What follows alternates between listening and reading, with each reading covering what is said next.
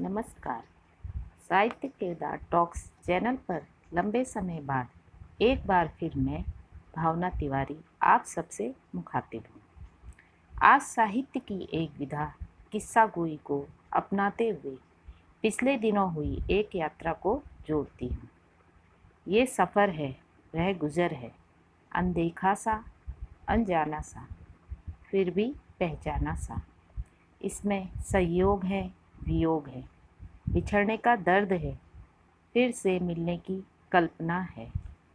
हम अपने जीवन में अनेक बार सफ़र करते हैं, कुछ पारिवारिक दायित्वों के लिए, कुछ सामाजिक दायित्वों के लिए और कभी कभार अपनी खुशी के लिए।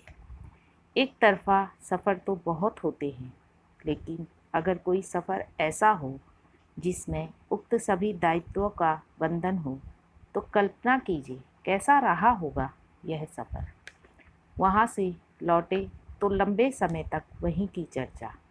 जन्मभूमि जो थी हमारी, उत्तराखंड के द्वाराहाट इलाके में सगनेटी में पिछले दिनों जाना हुआ। सफ़र की कुछ बातें तो तस्वीरें बयां कर देंगी, लेकिन जो मूल बात है वह किस्सा गोई। अनेक लोग मिले। किसी ने मेरी माँ के बारे में पूछा, आश्चर्य किया कि अरे अब नहीं रही। किसी ने पापा के बारे में पूछा। यही नहीं, इन्हीं किस्सा गोई में वहाँ के झरनों, खेतों और पगडंडियों के बारे में भी बात हुई।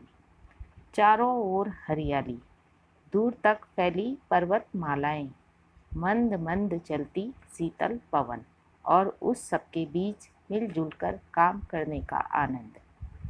उत्तराखंड में अक्सर सामूहिक पूजा की बात सुनती आई हूँ, इस बार देखा भी। सामूहिक पूजा की तमाम बातों में कई किंतु परंतु हो सकते हैं, बहस और मुबाहिसे हो सकती हैं, लेकिन एक बात जो मुझे भा गई वह है सामूहिकता की। पूजा में पूरे परिवार के शामिल होने की बाध्यता की। वैसे कन्या पक्ष की भागीदारी जरूरी नहीं होती, यानी विवाहित लड़की तो ससुराल के पक्ष में शामिल हो जाती है, लेकिन इस पूजा में हमारे यहाँ विवाहित लड़कियों को विशेष सम्मान मिला। मन में आया कि यह बाध्यता तो पूरे परिवार के लिए होनी चाहिए, विवाहित लड़कियों समेत। खैर, बातचीत का असली मसला यह है कि अपनी जड़ों की तरफ ध्यान दीजिए।